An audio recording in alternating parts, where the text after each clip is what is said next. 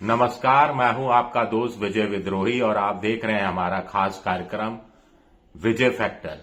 आज विजय फैक्टर में हम बात करेंगे कि केरल में क्या होगा और असम में क्या होगा।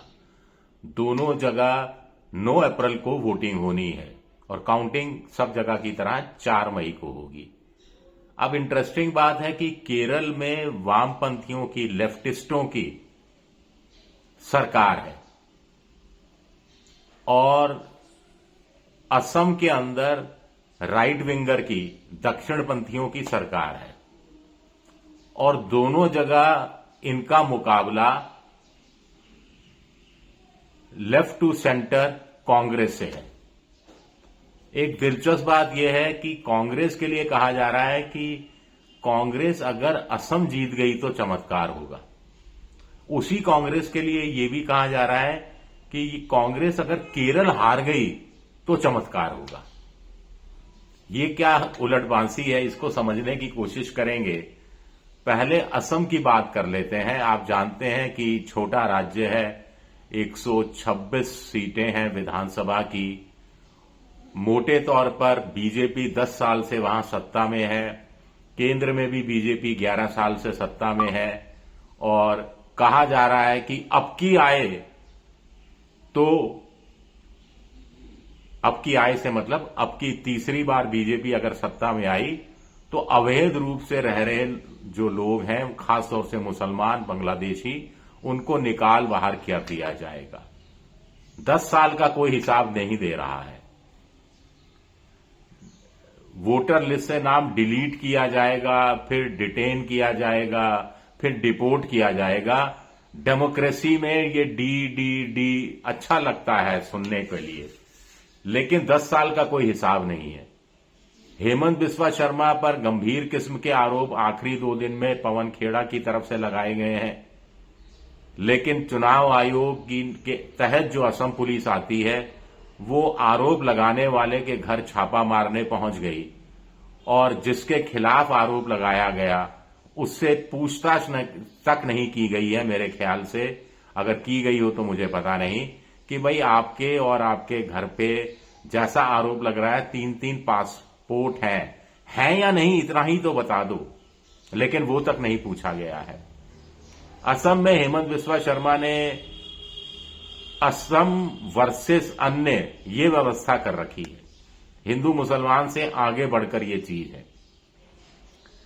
फिर डिलिमिटेशन का सहारा लिया गया। जो मुस्लिम बहुल सीटें 126 में से 40 से ज्यादा बताई जाती हैं, उनकी संख्या घटाकर अब 2 दर्जन के आसपास रह गई है और खुलेआम हेमंत बिस्वा शर्मा कह रहे हैं कि उनको इन 2 दर्जन सीटों की परवाह नहीं है। प्रधानमंत्री मोदी चाय बगान में आए, महिलाओं से मिले, वो वीडियो बड़ा वायरल हो रहा है। उस पर कांग्रेस की अलका लांबा चली गई, वो उन्हीं चाय बगान की महिलाओं से मिली, वो भी वीडियो वायरल हो रहा है। खैर, ये चुनाव है, चुनाव में इस तरह के आरोप प्रत्यारोप, इस तरह के नाटक, स्टंट, नौटंकी, ये सारी चीजें होती रहती हैं। इसमें कोई ज्यादा हैरानी की बात नहीं है। लेकिन कांग्रेस में 3 गोगोई एक साथ हैं। एक तो तरुण गोगोई जो वहां के मुख्यमंत्री रहे लंबे समय तक, उनके बेटे गौरव गोगोई, फिर एक अखिल गोगोई और एक तीसरे गोगोई। क्या, और ये अहम वाले हैं, ओम मूल रूप से असमिया है। तो पहली बार ये चुनौती देते हुए हेमंत बिस्वा शर्मा को दिखाई दे रहे हैं। बीजेपी को चुनौती मिलती हुई इस रूप में दिख रही है। फिर हमें यह भी नहीं भूलना चाहिए कि पिछली बार जब 2021 में असम में चुनाव हुआ था तो बीजेपी का मोर्चे और कांग्रेस के मोर्चे में 0.8% का वोटों का फर्क था, सिर्फ 0.8% वोटों का। सीटों के लिहाज से ये 25 प्लस सीटें से बीजेपी आगे हो गई थी, तो इसलिए ये बड़ा है। एक और हैरानी की बात है कि एसआईआर असम में नहीं कराई गई। चुनाव आयोग अगर एसआईआर करवा लेता तो बीजेपी की हालत और खराब हो जाती, इसीलिए एसआईआर नहीं करवाई गई, एसआर कराई गई, समरी रिवीजन कराया गया और एसआईआर से बचा गया। हालांकि जो ग्राउंड रिपोर्ट आ रही है उसमें कहा जा रहा है कि ये जो पवन खेड़ा ने आरोप लगाए, अगर हफ्ता भर पहले भी आरोप लगते तो इसका असर कुछ ज्यादा हो सकता था। दूसरी बात, हेमंत बिस्वा शर्मा ने महिलाओं के लिए, युवाओं के लिए, समाज के दूसरे वंचित वर्गों के लिए कई योजनाओं की शुरुआत की जिसका फायदा उनको मिल सकता है। तो कुल मिलाकर मुकाबला कड़ा है, लेकिन बीजेपी को एज दिख रहा है। बीजेपी को एज है, लेकिन मुकाबला कड़ा है।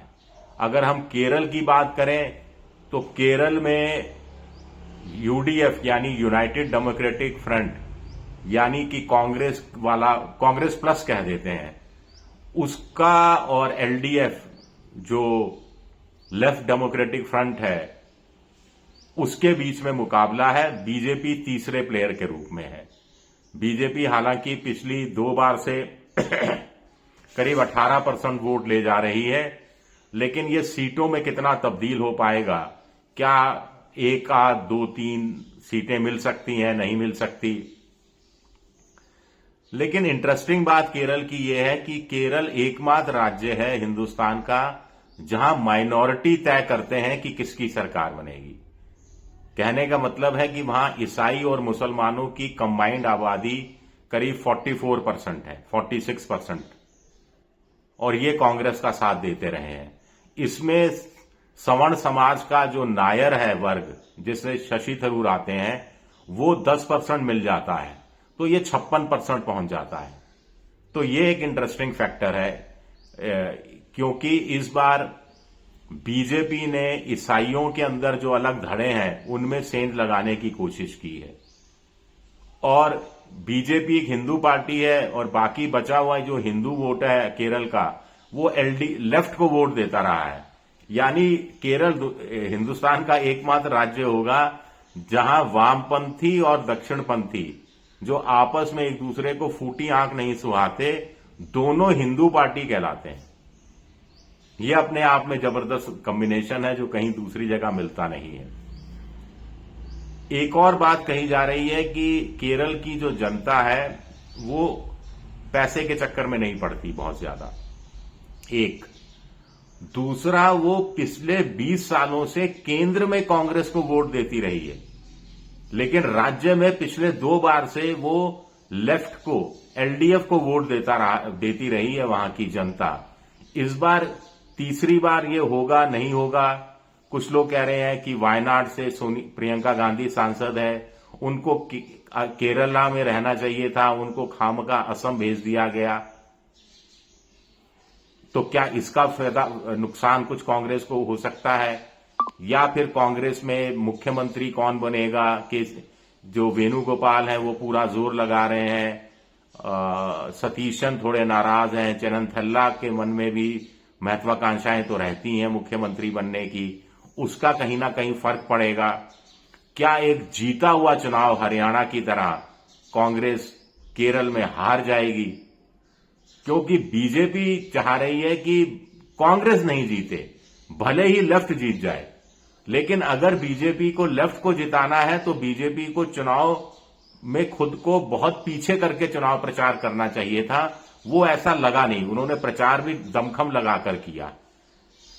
खैर, मेरे हिसाब से तो केरल में कांग्रेस की जीत की ठीक ठाक संभावनाएं हैं। वोट का डिफरेंस भी 3-4-5% है दोनों के बीच में।